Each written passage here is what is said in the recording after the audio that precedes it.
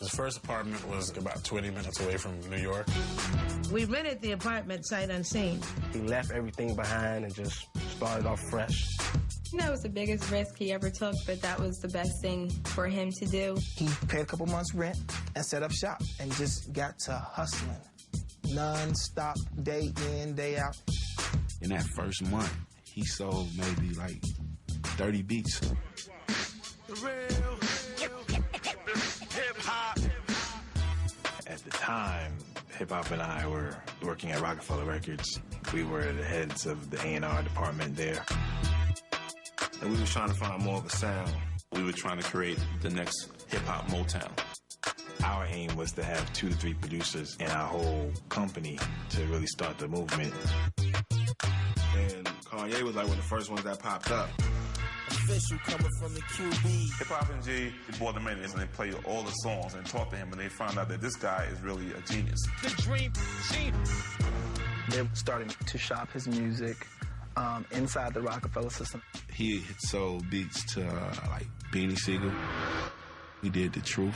Every time I step in the booth, I speak the truth. Y'all know what I'm bringing to you. I bring the truth. Once he was in the inner circle, coming by every day, playing joints every day, had access to the studio 24/7, he was in. He would just start coming around and getting familiar with the other artists, and people, came to know that he had just great beats. One day, Kanye's like, yo, I got these beats, I'm gonna come by the studio and give you the beats. So when he came by, Jay happened to be there. I was working on a Blueprint album at that time.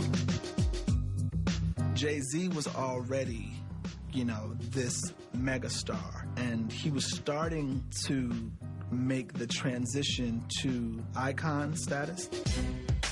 Jay was like, yo, what's up, man? You got some beats? He was like, yeah, I got some beats. And he played him the beat tape. I'm like, that's hot, that's hot, that's hot. The music was so powerful for me. I was so inspired. And Jay started recording like right there on the spot. Kanye produced 6 joints on the Blueprint album. That was the bulk of the Blueprint right there.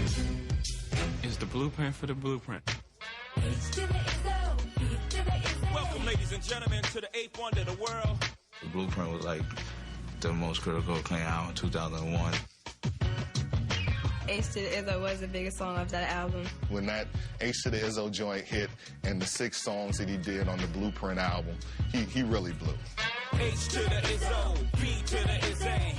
That's the anthem, get your damn hands up. When you get the approval from Jay-Z, it's just like, check, on top of the world. You got the best rapper alive saying, you're dope. You're good from there. And the Blueprint was such a classic album, it definitely validated him on a lot of levels. At the time, hip-hop didn't have, that soul in it. And he gave, musically, hip-hop a certain soul that was missing. Everybody in the hip-hop industry were definitely looking towards Kanye and seeing what else he had in the stash. I was like, wow, this cat is, he's serious, whoever this dude is, he got some heat. So, he was in demand then. Every major artist in urban music was requesting music from Kanye. Yeah. But having production on the Blueprint for Jay-Z was just part of Kanye's blueprint in terms of where he was trying to go as an artist. He felt he had proven himself as a producer and that he could go as far as he wanted to. Kanye wanted to be a rapper. He always said, I make beats to rap. But nobody respected him as a rapper, so he had to go out there and get that respect. Kanye would take his demo around and say, I did the Blueprint, but I'm a rapper. He going to these labels trying to get on. Every label, A to Z, Arista to Zombo. He would really be performing like he was on stage. Went into L.A. Reid's office and jumped on the desk. We went to 5 meetings where he jumped on tables. I was sitting there looking like, yo, my son is crazy. He's not just gonna sell you a beat, he's gonna sell you himself. Yeah. We at war. Jesus Walks was on his original demo. God show me the way because the devil's trying to break me down.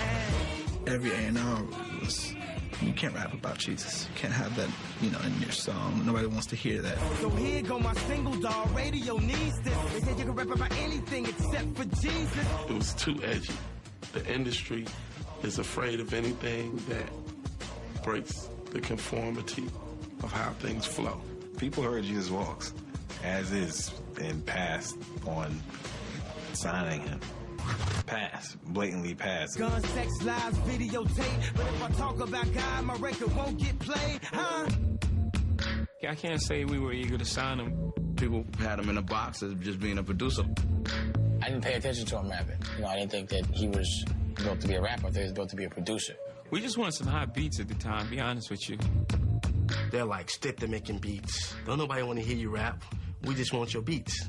Man, he got a lot of rejects and slips. That was a wake-up call for him. But Kanye was determined to prove everyone wrong. We shine because they hate us. He's real passionate about being who he wanted to be and becoming what he wanted to become. He would always say, people don't get it, they don't understand. They gonna really regret it. Kanye wanted to be a rapper. Every second he got, he would play his demo. But nobody wanted to sign him. Nobody thought that he actually was gonna make it. He just heard so much that all he was a great producer and that he couldn't do anything else. The only person that really stepped to the plate was 3H. I was like a low-level A&R at Capitol.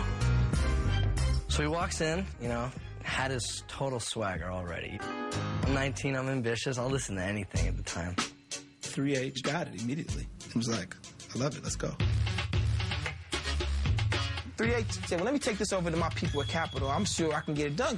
I played these songs in these A&R meetings over and over. My plaques is better than yours. My tracks is better than yours. Capitol was really excited about him. Kanye could sing, he could rap, he could make beats, he could do any style of record.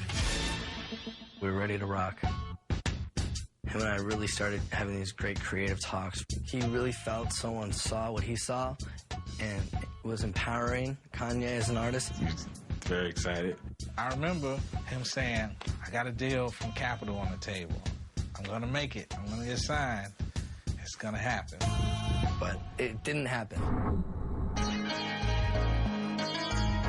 In the 11th hour, the head of Urban A&R felt that the producer-rapper thing wasn't a sure shot. And ultimately, the deal got shut down. He was not going to be signed to Capitol. Oh, man. That was a rough day. Kanye was real disappointed. Talk about a knife in the heart, you know? But Dame Dash was really smart. When I heard that Capitol reneged on the deal, I finally was like, all right, let's just do it. Well, he called me up and said, hey, G, can we get this deal at Rockefeller? Like, yo, I'm signing him. You need to be over here anyway. He knew that Kanye was the best producer. And the bottom line was, he wasn't finna let all them good beats get away from Rockefeller. Kanye was signed to Rockefeller August 3rd, 2002. They signed Kanye, and within a few weeks of that, Jay-Z was on tour. All the Rockefeller artists were on tour. And they were in Chicago. Right in front of Kanye's hometown, Jay stops the music. Uh-oh. Kanye. Got some big news to shout. You want to tell me? When I sign an artist, I give that artist a chain in front of the world. I want y'all to know that I'm the newest member of the Rockefeller team. Dame just comes up and put the chain over his neck. And the crowd was going crazy. I want to show love to all my Chicago out here. This was one of the happiest moments in Kanye's life. That was the seal of approval. When the chain was put on him, he transformed. He became not a producer who rapped, but a rapper who made beats. He was like, yes, I'm finally finna get the opportunity to express myself how I want to be expressed.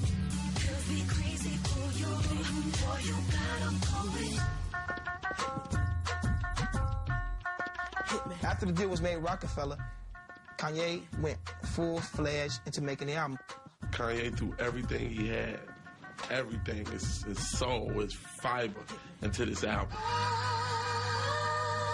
You want us to ad-lib? Yeah. He was always working. Like I say, the first album is your whole life. But the label didn't seem to have any intent of pinning him out. Kanye didn't fit that mold of